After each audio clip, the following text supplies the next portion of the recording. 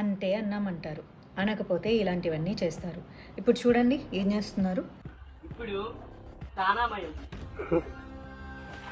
ఓం పాలాభిషేకం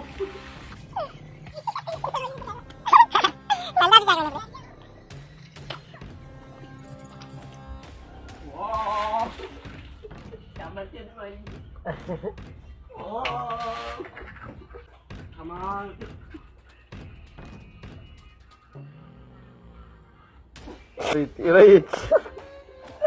ഉള്ളിക്ക് കൊടുക്കാം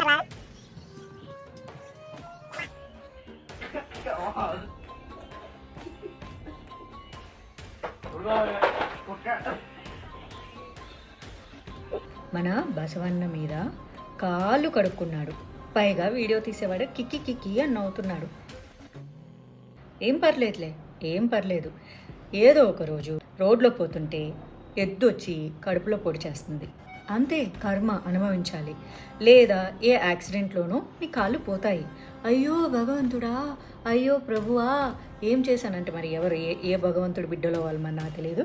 వాళ్ళ దేవుడిని తలుచుకున్నా నేను ఏం పాపం చేశాను అంటే ఆ రోజు నువ్వు చేసిన పాపం మరి నీకు గుర్తొస్తుందో లేదు. ఒకవేళ నీకు తెలియకపోతే నీ పిల్లలు తరతరాలుగా కూడా వెంటాడుతుంది. కర్మఫలము నువ్వు చేసిన తప్పు నువ్వు ఒక్కడవే అనుభవించవు. యాజ్ పర్ కర్మ సిద్ధాంతం తాతలు తండ్రులు చేసిన తప్పులు వాళ్ళ పిల్లలకు కూడా వస్తాయి. సో నీ పొద్దున నీకు పుట్టే పిల్లలు ఏ కాలు లేకుండా పుట్టొచ్చు, లేదంటే వాళ్ళు కష్టాలు అనుభవించవచ్చు, లేకపోతే వాళ్ళు పెద్దయ్యాక ఫీల్ అవ్వచ్చు నాకెందుకు ఇలా జరిగిందని. తెలియదు కదా నువ్వు చేసిన పాపం. 100% వీటిల్లో ఏదో ఒకటి అనుభవించక తప్పదు. మనము గుడి బయట చాలామంది కుష్టు రోగంతోనో రకరకాల రోగాలతోనో ఏడుస్తూ ఉంటే ఫీల్ అవుతూ ఉంటాం కదా, దేవుడికి మనసే లేదా అని. దేవుడికి మనసుంది, నువ్వు చేసే పాపాలకు లెక్క కూడా ఉంటుంది.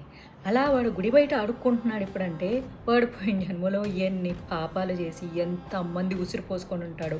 అందుకే అక్కడ అడుక్కుంటూ ఉంటాడు. వీడికి కూడా అదే జరుగుతుంది. ఏం పర్లేదన్నా, ఇప్పుడు నవ్వు చూసి నవ్వినోడు కడుక్కున్నోడు ఇద్దరికీ కర్మ ఫలం ఖచ్చితంగా అనుభవిస్తారు.